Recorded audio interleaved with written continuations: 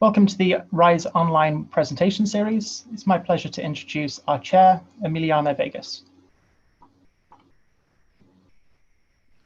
Welcome, and thanks for joining the last session in the RISE online presentation series. Today, our topic is teachers and the teaching profession. This is the second in this topic. Our focus will be on motivating and overcoming constraints, and we have a terrific panel lined up for you. From the RISE system's perspective, the goal of this panel is to draw attention to the wide range of factors that impact teacher motivation and to begin to make connections between these factors rather than thinking of them in isolation. RISE's high-level synthesis, drawing on both RISE and non-RISE sources of the research on teacher motivation, is that it is shaped by diverse factors. Research on teacher motivation largely focuses on teacher career structures, such as firing, hiring, placement, pay, promotion, recognition, and professional development. These career structures deserve attention because they are often not designed in ways that attract, select, retain, and motivate teachers to cultivate student learning. However, other factors also impact teacher motivation, including individual teacher preferences, social and professional norms, overall workloads of both teaching and non-teaching responsibilities, teachers' autonomy, and working conditions. These factors must also be taken into consideration alongside teacher career structures and jointly designed to promote an enabling environment in which teachers are motivated to care about student learning. Among these many factors, teacher pay draws special attention in part because it accounts for the bulk of spending in basic education in most developing countries. The experience of some education systems suggests that simply spending a lot on teacher salaries may not improve student learning unless other components of teacher careers are aligned with learning goals. There's also good evidence that in certain contexts, carefully designed performance pay schemes for teachers can raise student learning, but also that these schemes may carry potentially unintended consequences. The diversity of factors that mediate teacher motivation is well reflected in our panel. Christina Brown's work discusses the impact of performance pay in Pakistan, especially on the implications for selecting and sorting good teachers. David Evans' work discusses the level and heterogeneity of teacher pay across countries and correlations with student learning. Shintia Revina's works delves into how lack of support for first-year teachers, their administrative workload, and socialization into the dominant school culture erodes their motivation, and how these are symptoms of more systemic features of a teacher's career structure in Indonesia. And Yue-Yi's work offers a model that underscores the complexity of teacher motivation and hypothesizes how multiple factors interact with each other and vary over time. In terms of how we will spend this hour, first you will hear a very short presentation from each of the panelists. Then we will have a question and answer session. And then Jason Silverstein, research fellow with RISE, will provide some key takeaways from our conversation. Last, Claire Lever from the RISE Directorate will provide closing remarks for the entire series. Now, before you hear directly from them, let me first briefly introduce our terrific panelists. Shintia Revina is a qualitative researcher for the RISE program in Indonesia, specializing in teacher education and curriculum and instruction. Shintia holds a doctorate in mathematics education from the University of Hong Kong, a master's degree in mathematics education from Freudenthal Institute, Utrecht University, and an undergraduate degree in mathematics education from State University of Jakarta. Christina Brown is a doctoral student in economics at UC Berkeley. Christina is interested in labor economics and human capital development broadly defined in low resource settings. Dave Evans is a senior fellow at the Center for Global Development, working in education, health, and social safety nets. Previously, he was at the World Bank, where he co-authored the World Development Report 2018, Learning to Realize Education's Promise, coordinated impact evaluation work for Sub-Saharan Africa, and managed education projects in Brazil. He received his PhD in economics from Harvard University, specializing in economic development and labor economics. And Yue-Yi is a research fellow for the RISE program, focusing on teachers and management. She recently submitted her PhD thesis in education at the University of Cambridge. Her thesis looks at the relationship between teacher accountability policy and sociocultural contexts across countries, using secondary survey data on education and culture alongside interviews with teachers in Finland and Singapore. So now I will turn it over to Shintia.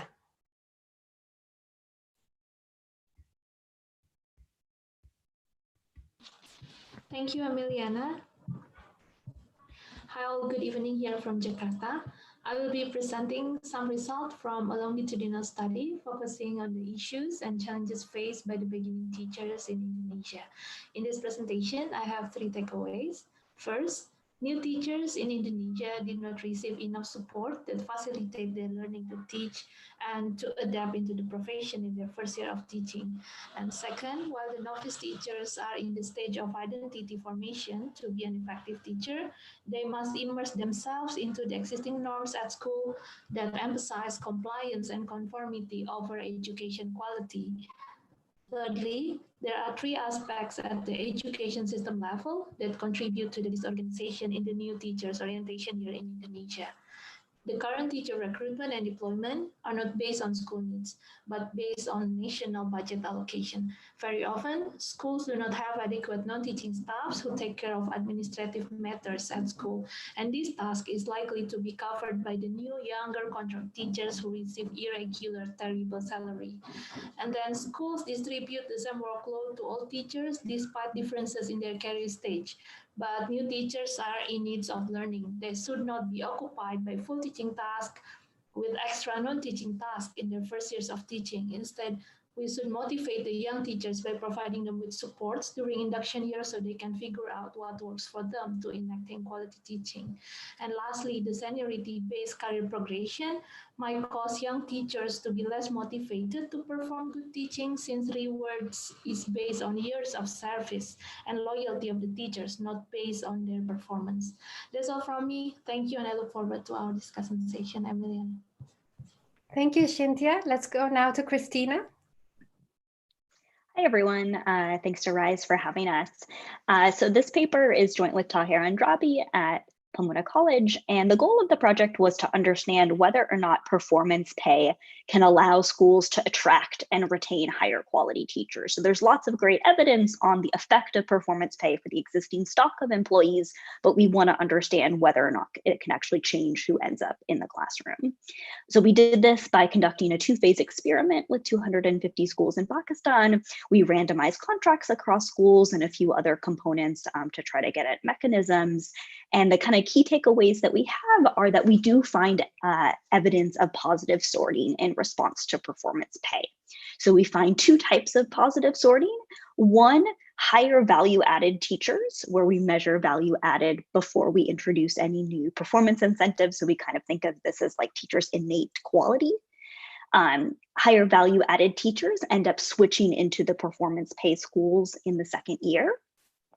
We also find kind of sorting on treatment effect. So we find that teachers who wanted performance pay have much higher direct effects of performance pay. We find 4 times larger effects of performance pay for teachers who wanted it and sorted in response to that than those who didn't. And when we kind of put these together, what this suggests is that the total effect of performance pay, so both the motivational component and these sorting effects, end up resulting in a total effect that's about twice as large as what we've been previously estimating from performance pay. But there is some interesting heterogeneity and different kind of features of the labor market affect how big these results will look depending on the exact situation at the school system. Thanks, look forward to conversation. Thank you so much. Dave, over to you. Thanks so much, Emiliana. So Africa will need a lot more teachers in the coming years as countries seek to get all of their students through primary school and as countries continue expanding secondary school. And teacher pay levels are a continual point of contention. So Yuan, Deon, Filmer, and I examine representative surveys from 15 African countries to compare teacher salaries to salaries of other workers with comparable education and experience. We focus on primary and secondary school teachers. We learned a few things about the teaching workforce in the process. First, teachers are mostly men in these countries, about 60%. But in most of our countries, other occupations are even more male dominated, so teaching offers slightly more opportunity to women. Second, the proportion of teachers on fixed-term contracts as opposed to permanent contracts ranges wildly across countries, from about 5% in Tanzania to more than 40% in Cote d'Ivoire. What about teacher pay? We find that, adjusting for education, experience, and other factors, teachers make less than other workers per month in 7 of the countries. But teachers also report working fewer hours in every country in our sample. So when we look at hourly pay, teachers make at least as much as other workers in almost our entire sample. In 8 countries, teachers earn significantly more per hour than other workers. In addition, in all but 1 country in our sample, teachers are more likely to have a second job than other workers, 50% more likely on average. We find that a higher proportion of teachers, even fixed contract teachers, report other non-pay benefits like paid leave, medical benefits, and a pension than other workers. We don't see a clear link between teacher pay premia, so how much they're paid relative to other workers, and other aspects of the economy like GDP per capita, the female labor force participation rate, or even the rate of teacher unionization. We do see a correlation, and to be clear, it's just a correlation, both across and within countries between teacher pay premia and student test scores. Now that's not causal, but it's certainly worth investigating further. On net, we observe a lot of variation across countries, but we don't find consistent evidence that teachers are underpaid in terms of their hourly compensation across these 15 countries. Thank you. Thank you. Yue-Yi? Hi everyone. So I'm presenting on a model that Lant, Pritchett, and I are developing, in which we try to encapsulate all of the moving parts that face the education authorities and organizations who manage teacher careers. And the model has 2 main dimensions. So firstly, we try to make the model fully hedonic, which means that we want to include all of the elements that might affect teacher motivation. And we categorize these elements into 5 hedonic factors, which you can see in blue. So delegation, information, support, finance, and motivation. And we argue that all of these factors influence teacher motivation in different ways, but in interacting ways. So you shouldn't look at them in isolation. To illustrate, so Christina's paper and Dave's paper both look at teacher pay, which is in the finance row, but they also explore how teacher pay affects who decides to become a teacher, which is part of the delegation row. And the second dimension is the dynamics of teacher careers. So the model allows different phases of teacher careers to have different hedonic features. And we have 4 career phases in orange: pre-service, novice, experienced, and veteran. And to illustrate one form of dynamics across phases, Shintia's paper finds that novice teachers in Indonesia weren't given enough induction support. And that's because the career structures for experienced and veteran teachers didn't meaningfully prioritize their roles in giving that support. So we would call this a lack of coherence between support for novice teachers and delegation for experienced and veteran teachers. And there are 2 reasons why it's really important for education authorities and organizations to think about all of these hedonics and dynamics. So first of all, as has been said, all of these factors interact in complex ways. So even something like changing the information you collect about what teachers are doing can affect how teachers interpret the responsibilities that you've delegated to them. And also managing teacher careers to optimally cultivate student learning really requires pretty high levels of state capacity, and no single policy change, however evidence-based, is going to magically help you to jump from 50% teacher absenteeism to the kind of performance you see in Shanghai or Estonia or Vietnam. So we hope that this framework will help both to map the current realities of education systems and to explore pathways for moving from where you are to where you want to be. Thank you so much to all our panelists. I'm going to begin with a few questions that we have for them, but I also want to invite all of you in the audience who are watching to submit your questions through our question and answer feature, and we will sort them and hopefully have time to address a majority of them. The first question is one that's a broad question for all our panelists. What does your research imply about the education systems you studied? And maybe I can begin with Christina. Sure. So I think what we were trying to get at with this project was to have kind of a small case study on whether or not performance pay could induce positive sorting. And what we find is that it does, but that it really matters a lot of the other features of the existing system. So we find heterogeneity by principal quality. We find heterogeneity by teachers' information about their own quality. So how accurate, how much feedback they've gotten in the past and how that informs their understanding of themselves. We see heterogeneity by teachers outside option.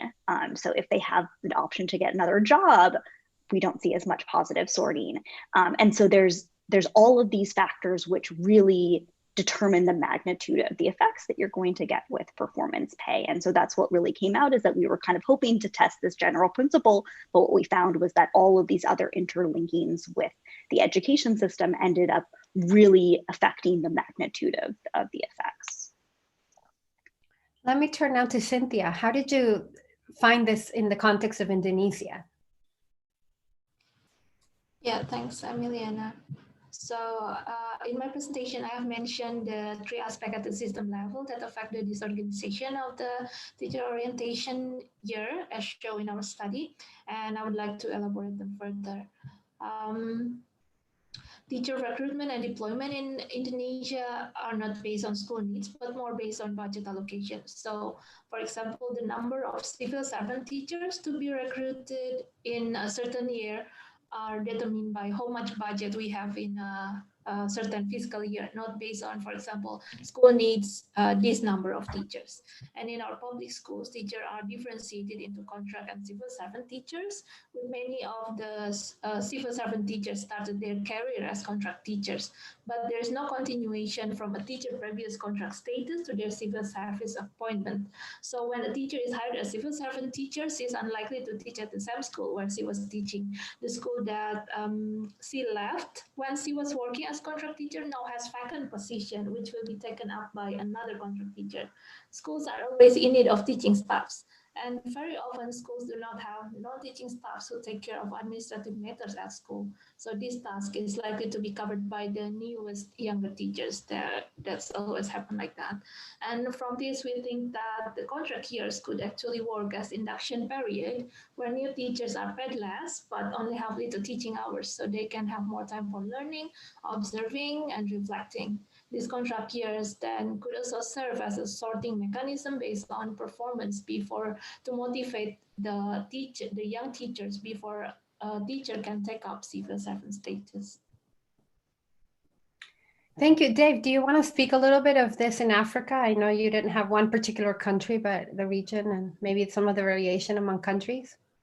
Yeah, certainly. I mean, I think one of the things that we see from this is this huge variation. And so the margin at which countries need to think about how to improve the package to attract the best set of candidates to teaching will vary dramatically. So education systems have to take teacher pay levels seriously. We've seen a few studies, including Christina's and also previous work that's been presented at RISE, showing that at the margin, performance pay programs can attract high quality candidates into the field.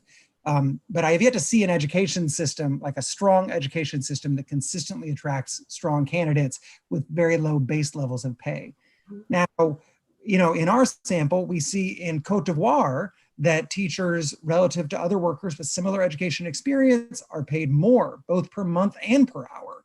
Whereas in Nigeria, they're paid less, both per month and per hour. And so the margin at which Cote d'Ivoire thinks about improving the working conditions for teachers and the package of benefits may be very different from what Nigeria looks at. Obviously, teachers care about a lot of things. Teaching is a challenging profession. Most teachers are at least partly motivated by mission and a desire to improve lives of children, but they also have to feed their families.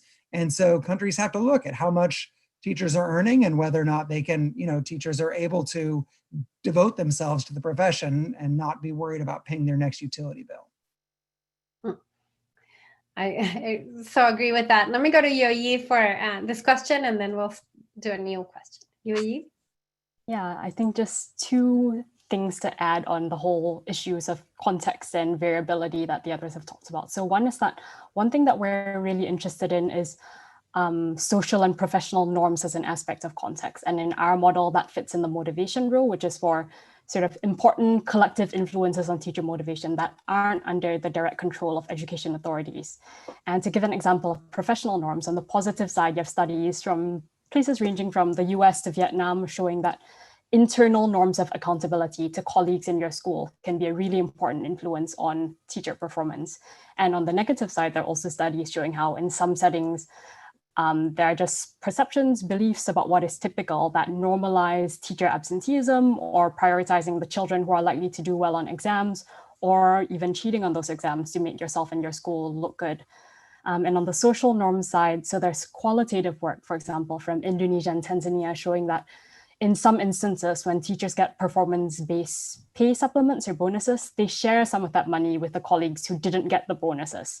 And that really changes the kind of expected mechanisms and side effects of performance pay in interesting ways. And the second thing I wanted, thing about variability I wanted to say is that I think with teacher careers, it's important to remember that what seems to be a single policy lever can actually be a lot of different things, and each of them has different implications.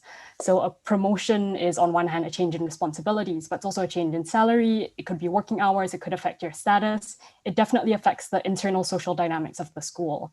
And it can also mean different things to different teachers, right? Like a teacher who wants higher salary to pay off student loans would react to promotion differently from a teacher who would maybe prefer fewer working hours because they're taking care of elderly relatives at home.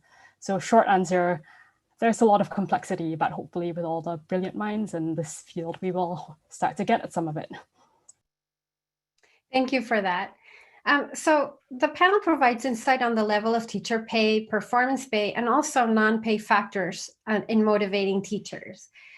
How do you, our panelists, think about the relationship between these factors in determining teacher behavior? Maybe I'll start with Dave this time. Thanks. So I think, this really, it all depends on, the different margins, to use a mildly technical term, right? And so teachers care about a lot of different things. And so, which of these matter depends on where each of these are currently at, right? So if teacher pay levels are extremely low, then, introducing a performance pay program, it might help at the margin, but fundamentally, people are going to view this profession as a low paying profession. Now, if teachers relative to other workers, not necessarily relative to, what we'd say, teachers relative to their outside option, not necessarily, obviously, if we just talk about the social value of teachers, we all think teachers should be making, I would propose, much, much more. But even relative to their outside option, if teachers are paid quite well relative to their outside option, then the margins that we need to think about are, okay, is there a performance pay element that will help keep the highest performing teachers in the profession and help attract, at the margin, attract even more people into the profession? Are there specific benefits that people value very strongly? So Shintia talked about these, other things like having administrative and support teams to help teachers focus on the actual teaching. And people care a lot about that. I have a job where I get paid, but I also have, benefits associated with the job and a positive working environment. If I got paid almost nothing, then that would be my first priority. If I got paid fairly, then I'd care a lot more about, well, let's make sure that my working environment is a reasonable working environment where I can focus on deploying my professional skills effectively. Yeah, I would just add, if I may, to this discussion that, I think you're totally right that it's very hard to attract, the best when pay is low.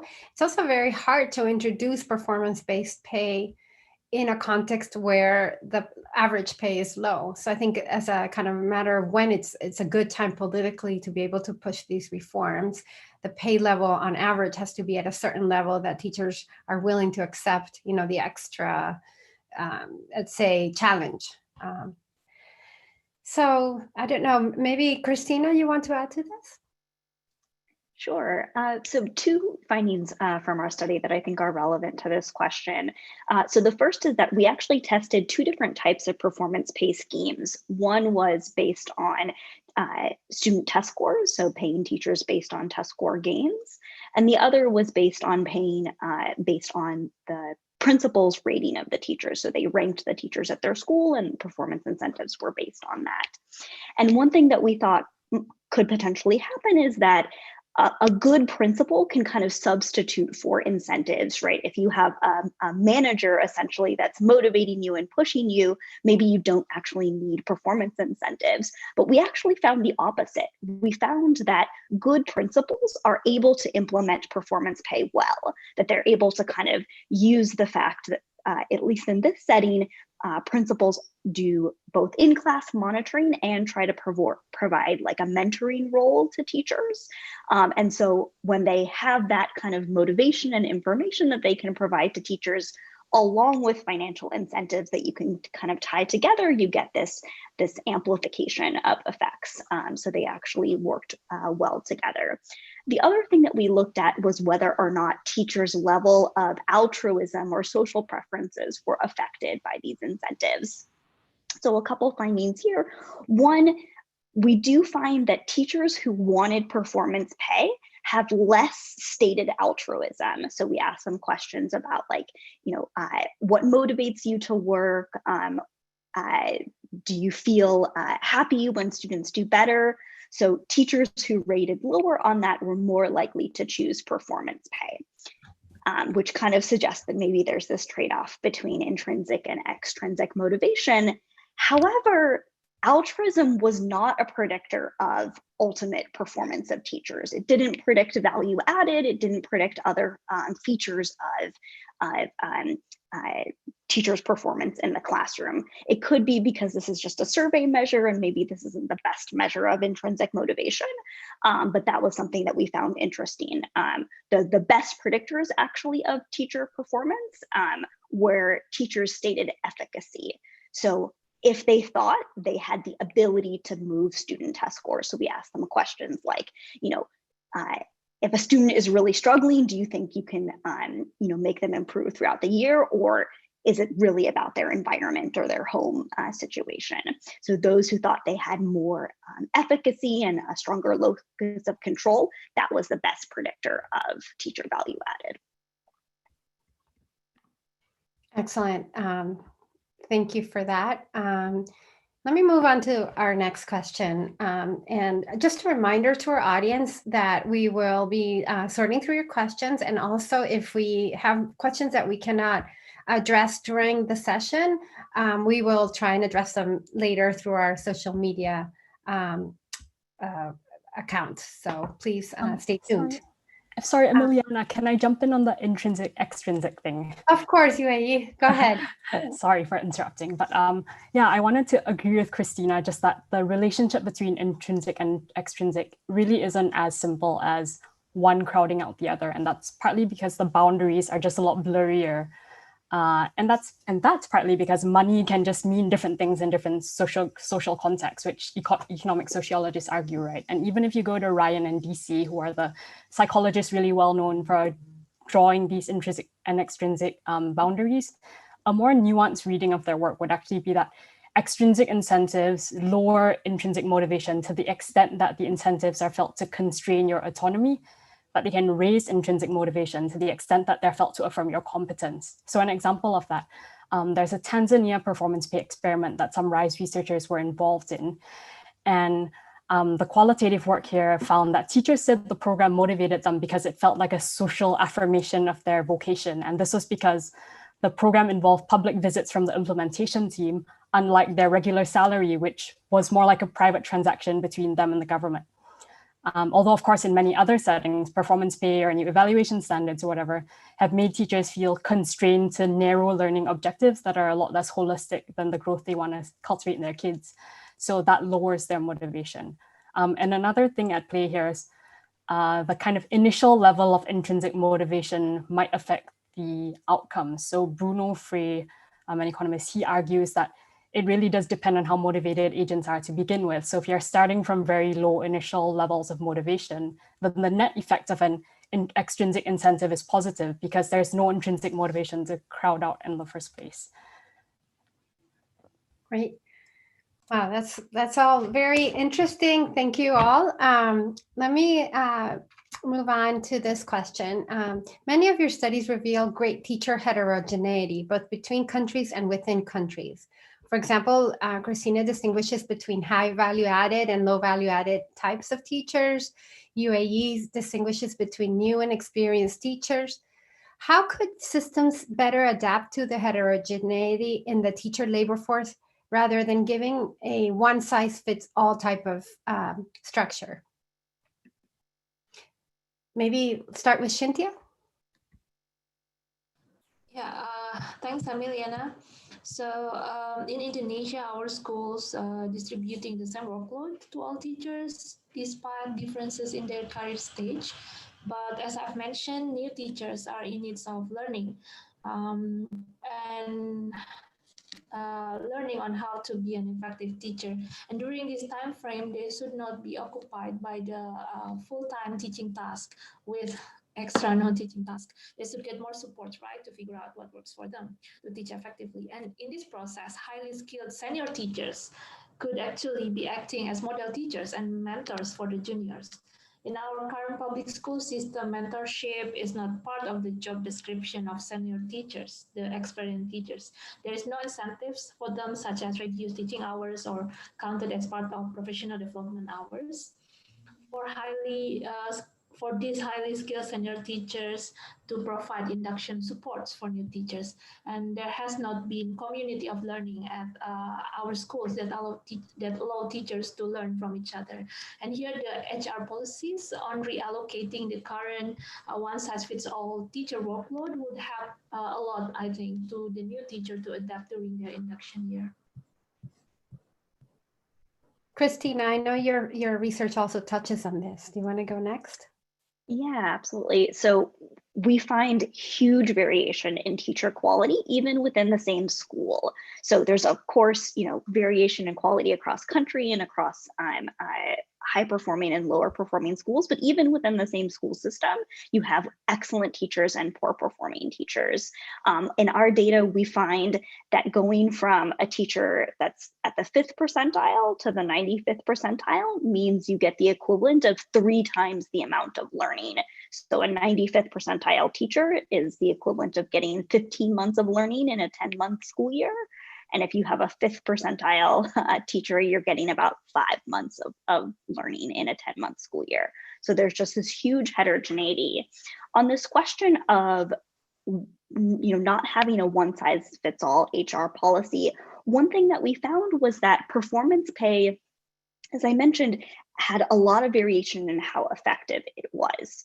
So I think the optimal policy actually in our setting would have been to just allow teachers to pick which contract they got. So some teachers were, really, really strongly did not want performance pay, either for intrinsic motivation reasons or concerns about risk or fairness. And for those teachers, performance pay didn't work.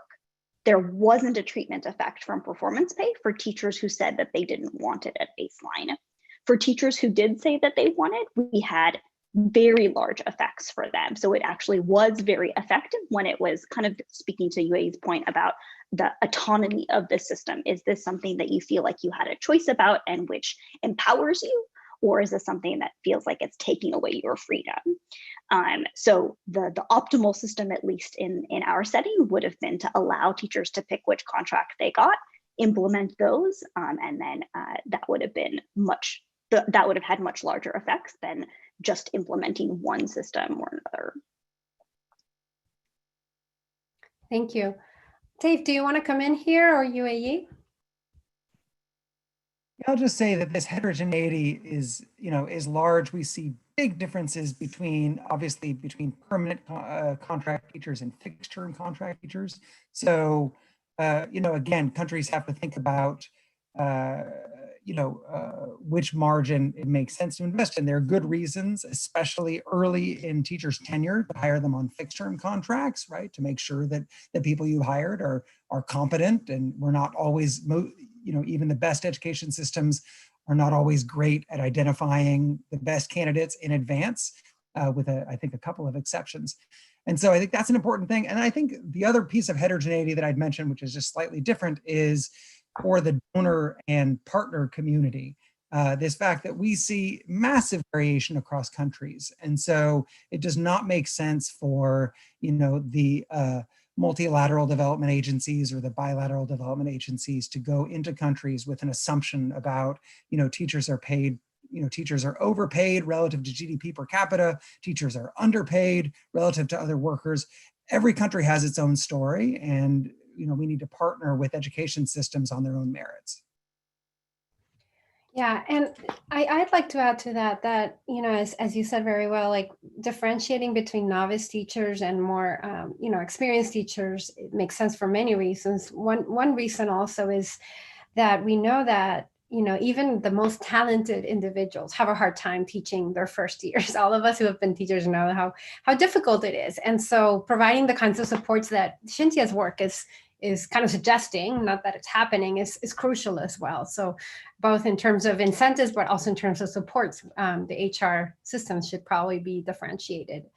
I like the fact that the RISE program has really been, I think, at the forefront of expanding in methods to address really systemic issues in education, in particular in the issue of teacher motivation. Here we have a very diverse kind of set of methodological approaches in the papers that just you all are presenting. So I wanted to ask you, and maybe I'll start with you, Dave, just because I see you right now on the screen. What is needed to capture the full range of variables that motivate teachers, especially as they vary over time? So obviously, our paper is very much, a quantitative data paper, and we use the data that are available for a set of countries. There are 15 countries we work on are the 15 countries for which we were able to find recent representative population surveys, which were accessible. And we focus on teacher pay. We also focus on a small set of non-pecuniary benefits, because that's what there are data for, and also because they're important. That said, obviously other things are important. A paper that Yuan and I wrote and was presented here at RISE recently looked at teacher working conditions across countries. And what we found was we were kind of amazed at the paucity of systematic data on the kinds of working condition issues that Shintia has highlighted in terms of whether or not teachers have administrative supports, whether or not they experience delays in their pay. So it's great to have a certain salary, but if you consistently receive it late at inconsistent periods, it's really difficult to plan your life. And we don't have systematic data on that. So one solution to that obviously is to gather more systematic data. The other is to complement systematic data on things like pay with systematic but more qualitative and smaller scale data on some of these other key factors to the teaching experience. Thanks for that. Yue-Yi? Yeah, I would just strongly second the thing about using mixed methods. And I think it really is a question of when you're trying to change behavior, change the way teachers, school leaders, administrators make decisions, then you really need to break things down into mechanisms, into sub-research questions, and then match the question you're trying to answer with the appropriate data source. And also as someone who taught for 2 years, I really want to underscore the importance of talking to teachers. And, there's plenty in the street level bureaucracy literature or in public management or in decades of education research, just saying that the way teachers experience and perceive their jobs can diverge a lot from how central policymakers perceive their jobs. And that's just partly a factor of just vantage points, but it's also because of how information can get distorted along the way, right? Because of incentives to favorably inflate your results. And we see that in studies of administrative data and cheating. We also see that in performance pay experiments, where the difference in student learning gains in incentivized and non-incentivized assessments can sometimes be pretty big.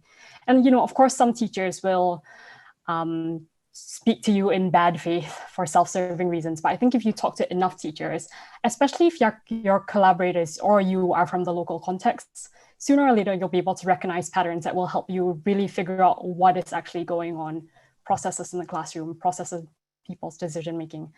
And I think another reason why this detailed qualitative work can matter is because nuances of program design can really affect outcomes as they manifest in implementation. As we've said so much in this panel, this is all really complex stuff, and some policies seem to kind of forget that both good pedagogy and good teacher training are really technically demanding things, whether it's like matching your literacy instruction to the orthography and grammar of the language at hand, or trying to make sure in-service training is aligned with curriculum and aligned with classroom realities, and not replicating pre-service training too much so teachers don't get bored and you waste their time. And actually, Cynthia was involved in a different study about a national in-service like testing and training program for teachers that had lots of interesting details. I don't know if Cynthia might want to jump in on this. Yeah, maybe before I jump into that, I want to add to the methods of the study. In terms of timing, I think as we did in our study, we conducted a 2-year longitudinal study to learn about the beginning teachers' life experience, including their motivation over time. So this type of long-term in-depth study has potential to unravel the teacher's motivation in different time frames. For example, in our study, teachers share about what motivates them to enter the profession and what motivates them to improve their teaching after 1 year of service, and what motivates them or what can make them to stay in the profession after 2 years of service. Yeah, and to your point about the teacher training, I think I have some notes here. So in a study about the teacher professional development program in Indonesia, we evaluate the efficacy of the TPD and discuss the findings within the RISE accountability framework. While some previous studies claim the success of the TPD program and indicating that the program design was efficient, our results saw differently. Like there are a lot of features of effective TPD was not contented in our program. And when it comes to the implementation, many technical aspects of the program, like the quality of instructors, the participant selection, the duration, and the quality of the modules also contribute to the ineffectiveness of the training. And when it comes to the factors at the education system level that further illuminate the ineffectiveness, we found that the coherence of management, as you said about the delegation, the finance, the information, the prescriptive curriculum, and everything, from the Ministry of Education, local education agency, or schools to the teachers, just do not motivate teachers to implement the new knowledge that they've got from the training. Thank you, Cynthia. We have some really interesting questions coming in from the audience, so I'm going to turn to one of them. This one was directed for Christina, but also for any others who might want to jump in. The question is, how can we distinguish between the effect of additional pay and non-monetary recognition or attention, especially in systems where teachers are often isolated and no one in the system really pays attention to what they do? Christina. That's a great question. And I think that some of the findings that we have from this study are limited in some ways because the school system that we worked with does have a fair amount of support for teachers. So they do get observed by their principal about once a month. So they do have people coming into their classroom, giving them feedback. They're not completely isolated. They also work a lot to collaborate on lesson plans. There's like a structured time where they work and prepare with other teachers. And so I think that it's kind of an outlier in terms of their ability to do these other things. And that could have influenced the success of the performance pay systems, that teachers are already kind of supported in other important ways. And you need that foundation of support to get incentives to work right. I don't know if you didn't have that first piece, whether or not incentives would have worked as well. That's really interesting. Anybody else would like to comment on that? It's actually a very good point. Can I jump in? Yeah. So I just think, I think it's very important to think about non-pecuniary recognition, social recognition benefits for teachers. Everyone who's worked in a positive professional environment knows that these matter. Being recognized for your work by your peers and by the people who supervise you is very important. It is not a substitute for compensation. So we've seen a rash of experiments in recent years on this, some of them in the education on trying to use some sort of, social recognition. Many of them are with health workers, but I think there are implications for teachers. It's another field where people come in socially motivated. And what we see are very inconsistent results.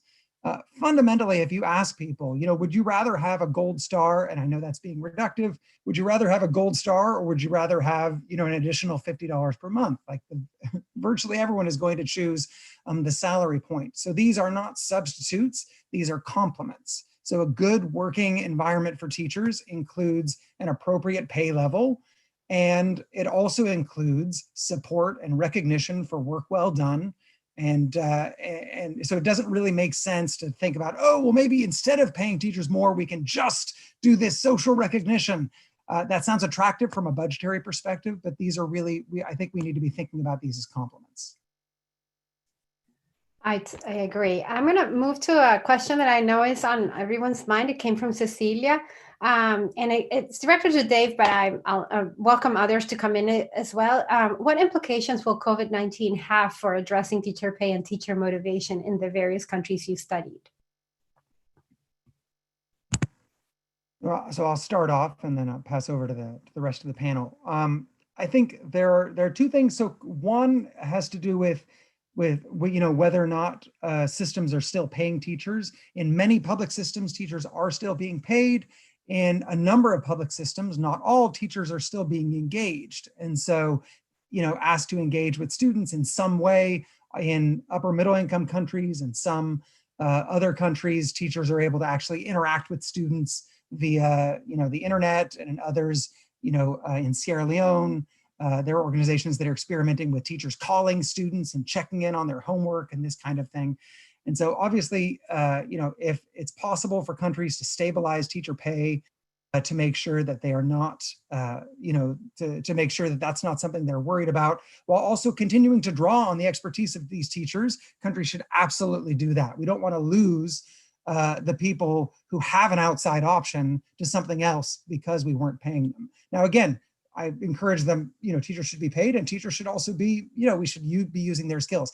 The other thing that's really important is whatever support teachers have from coming together and, chatting with other teachers in the break room about challenges they're having in their classes is mostly gone in the context of COVID.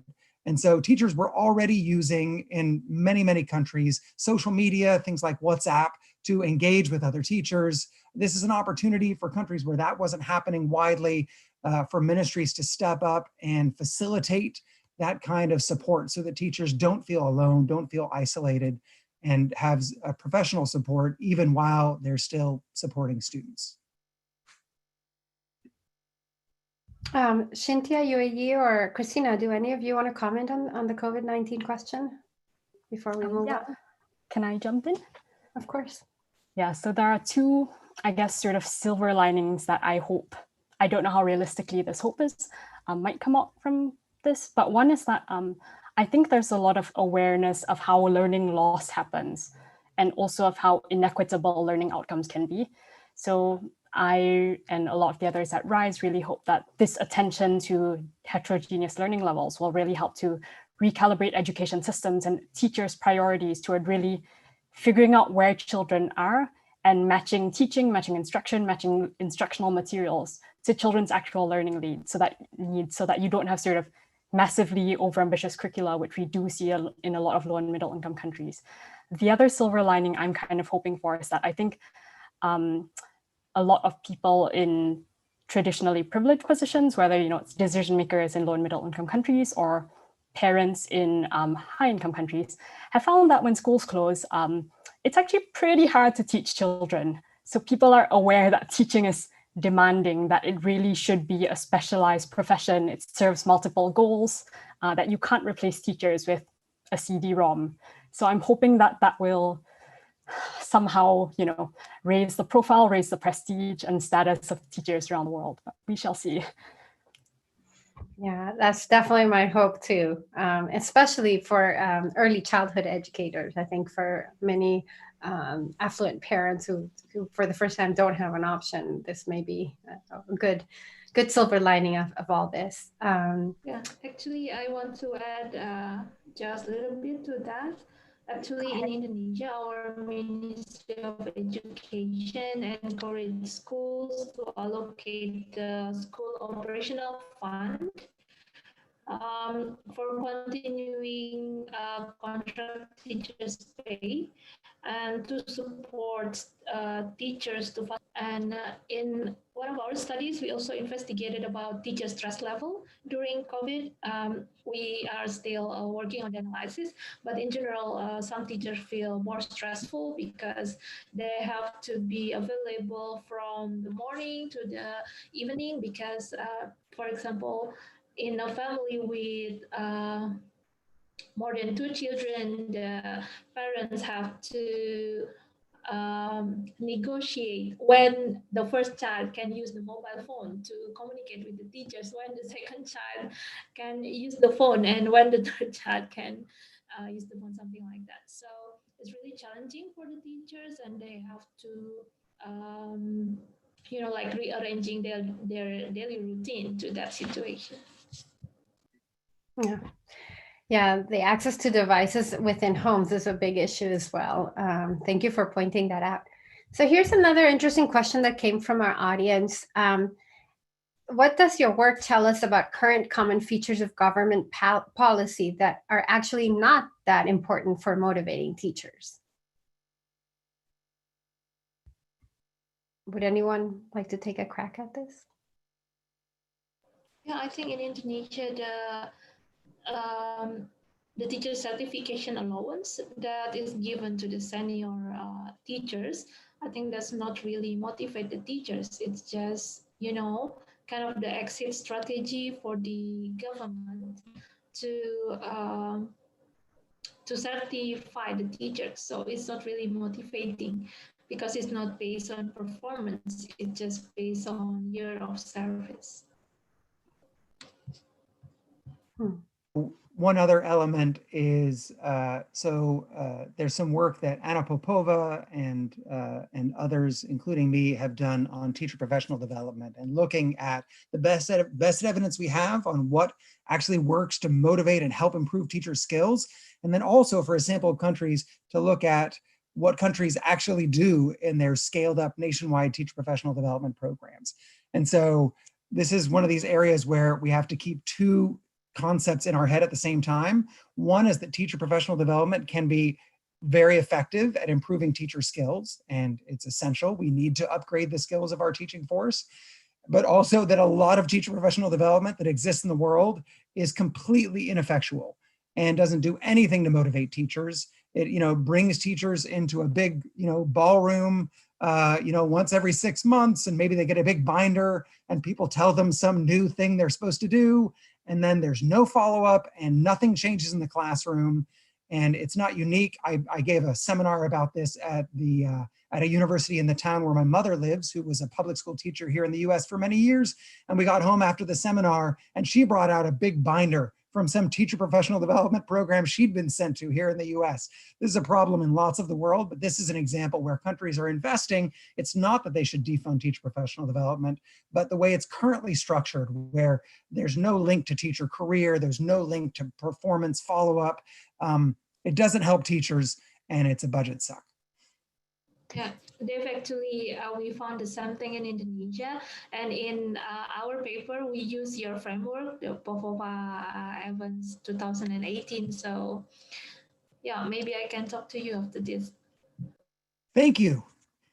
Awesome. I would just add on this that just from an anecdote, when I was working for the World Bank and advising the government of Chile, I remember they had a performance-based bonus at the school level that, basically if a school ranked among the 20% best performers within a group of, quote unquote, comparable schools, all the teachers would get a bonus. And I recall speaking to the Minister of Education, even though there were some evaluations that were suggesting it had some impact, his view was, I don't believe the evaluations are correctly identifying the impact because there's nothing teachers can do to earn the bonus, nothing under their control. So I would just argue that, when you think about introducing incentives, think about how will teachers know and how will they be able to act upon to gain the incentive. And I think a lot of times we either assume that they're capable of doing something that they're not doing, and somehow it's a lack of effort. And in fact, in many low resource contexts, it's more of a lack of capacity than effort. And in other cases, we assume that there's clarity, that it's, that it's very clear to them what they need to do. And that's also not often the case. So we have about 1 more minute before I have to hand it over to Jason for the summary. Anybody want to come in on this specific point before I move to another question, or should we? Sorry, can I just super quickly? So to the thing about bad quality teacher training being fairly universal, even the teachers I talked to in Finland and Singapore were really skeptical about the quality of the in-service training on offer in their countries. And I think another thing that governments do that doesn't necessarily help the quality of teachers, to the original question, is teachers aren't just subject to the education ministry, but often to the finance and the HR civil service ministries. And in many settings, if the first hurdle teachers need to pass through is like the generic civil service test, which often has lots of things that aren't related to teachers, that communicates the message that your first professional identification is as an interchangeable civil servant. And it's like, if you only date rich people, then pretty soon people figure out that your priority is like money and not maybe teacher quality, to mix metaphors very badly. So all these different other administrative structures can really influence the sort of feel and the perceptions and the beliefs and norms around teaching. All right, thank you, Yue-Yi. That's actually very, very valuable. I'll move to Jason then. Jason Silverstein, Senior Fellow with the Rice Program. Thank you so much, Emiliana, and thank you to our panelists. So as you know, RISE is a champion of systems thinking. So I thought I would conclude just by pointing out what a great example of systems thinking that this panel was. And I think this was true in at least 3 ways. So first, the panel underscored that there's many factors behind teacher motivation.